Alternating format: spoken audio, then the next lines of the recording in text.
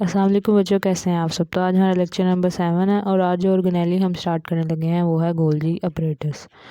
तो पिछले लेक्चर में हमने राइबोसोम पढ़ा था और राइबोसोम का हमने पढ़ा था कि फाइनल प्रोडक्ट क्या होता है, प्रोटीन। ठीक है, तो वो प्रोटीन आगे कहाँ जाती है, उसके साथ क्या होता है या वो किस चीज़ में यूज़ होती है, वो अब हम आगे देखेंगे। ठीक है, तो गोल्जी अपरेटस जो है वो सबसे पहले डिस्कवर किया था गोल्जी ने 1898 में। ठीक है, उसके बाद ये एक अपरेटस, इसको हम बोलते हैं, मतलब जैसे आप देखें कि बीपी अपरेटस होता है, मतलब जो ब्लड प्रेशर को चेक करने वाली मशीन आप समझ लें। ठीक है, ये एक मशीनरी आप कह लें, अपरेटस इसको इसलिए बोला गया है।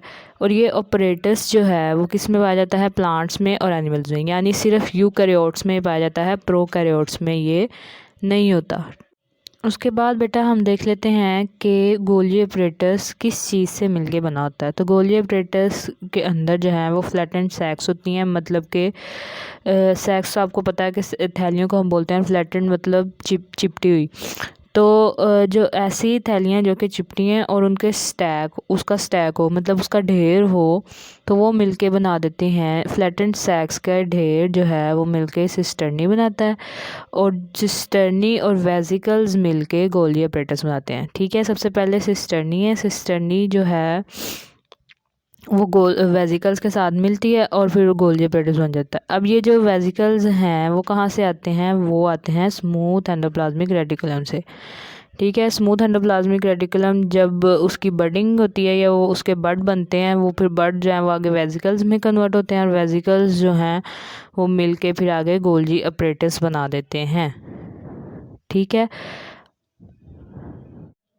जैसे कि बेटा आपको इस पिक्चर में शो किया गया है कि ये हमारे पास न्यूक्लियस है। ठीक है, न्यूक्लियस के साथ आपको मैंने बताया था कि रफ एंडोप्लाज्मिक रेटिकुलम जो है वो उसके इन्वेलप के साथ अटैच होता है। ठीक है, उसके बाद आ जाता है स्मूथ एंडोप्लाज्मिक रेटिकुलम। तो स्मूथ एंडोप्लाज्मिक रेटिकुलम के अंदर जब बर्ड्स बनेंगे और वो बर्ड्स जो हैं वो आगे वेसिकल्स बन जाएंगे, तो ये जो वेसिकल्स जो हैं ये सिस्टर्नी के साथ जाके जो है वो मिलके गोल्जी अपरेटस बना देते हैं। ठीक है, और फिर गोल्जी अपरेटस से आगे वेसिकल्स निकलते हैं और वो फिर जो है प्रोडक्ट्स अपनी वो साइटोप्लाज्म में रिलीज़ कर देता है गोल्जी अपरेटस। तो ये जो है वो स्मूथ एंडोप्लाज्मिक रेटिकुलम से गोल्जी अपरेटस जो है वो बनता है। आगे जो बेटा गोल्जी अपरेटस है उसके दो फेसेस होते हैं। ठीक है, एक आउटर कन्वेक्स और इनर कनकेव। ठीक है, आउटर कन्वेक्स मतलब आप ये यहाँ पे देख सकते हैं कि इसकी जो बाहर वाला हिस्सा है वो थोड़ा सा पतला है और दरमियान वाला मोटा है। ठीक है, और जो इनर कनकेव है उसका वो बाहर वाले जो हिस्से हैं वो मोटे हैं और अंदर वाला वो पतला है। ठीक है, तो आउटर जो है वो कन्वेक्स होता है, इनर जो है वो कनकेव होता है। तो आउटर जो कन्वेक्स होता है उसको हम बोलते हैं फॉर्मिंग फेस, और जो इनर कनकेव होता है उसको हम बोलते हैं मैच्योरिंग फेस। ठीक है, और फॉर्मिंग फेस को हम सिस फेस भी बोलते हैं, ये सिस भी बोलते हैं, और मैच्योरिंग फेस को हम ट्रांस भी बोलते हैं। ये क्यों बोलते हैं ये अब हम नेक्स्ट देखते हैं। आगे बेटा जो गोल्जी अपरेटस है ना, वो उसकी जो सिस्टर्निंग है वो आगे कंपार्टमेंट्स बनाती है। अब जो सिस्टर्नी है उसका एक कंपार्टमेंट होता है सिस, मेडियल और ट्रांस। ठीक है, सिस कंपार्टमेंट उसका वो होता है जो कि नियरेस्ट होता है एंडोप्लाज्मिक रेटिकुलम के। ठीक है, उसको हम सिस कंपार्टमेंट बोल देते हैं। फिर मेडियल है, मेडियल जो है जो सेंट्रल लेयर है उसकी सिस्टर्नी की, उसको हम मेडियल बोलते हैं।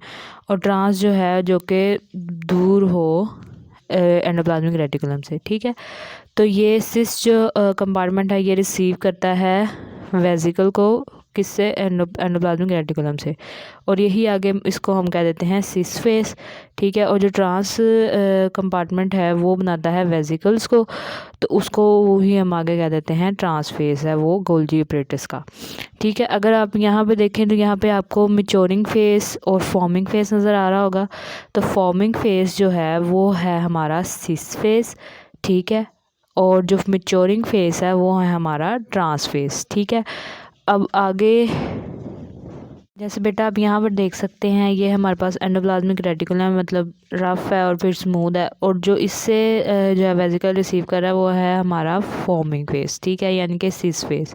तो सिस फेस वो हुआ जो कि एंडोप्लाज्मिक रेटिकुलम के बिल्कुल करीब हो, ठीक है। और ये यहाँ पे जो मैच्योरिंग फेस नज़र आ रहा है आपको, ये एंडोप्लाज्मिक रेटिकुलम से कितना दूर है, ठीक है। तो इसका काम ये होता है कि ये आगे वेजिकल बनाता है और जो है ना साइटोप्लाज्म में उनको रिलीज़ कर देता है।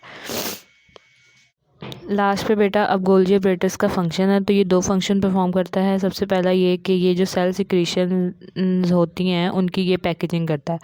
पैकेजिंग मतलब कि उनके जो है गिर्द मेम्ब्रेन लगा देता है और वो मेम्ब्रेन बाउंडेड वेजिकल्स बन जाते हैं, ठीक है। और उनको मतलब छोटी छोटी वेजिकल्स में ये चेंज कर देता है सेल सिक्रीशंस को। सेल सिक्रीशंस अब कौन सी होती हैं, मतलब कि जो राइबोसोम है वो उसका जो है प्रोडक्ट होता है वो प्रोटीन होता है, तो उसके गिर्द ये जो है वो मेम्ब्रेन लगाकर तो उनको वेजिकल में ट्रांसफ़र कर देता है, तो वो फिर फाइनल प्रोडक्ट बन जाता है, ठीक है।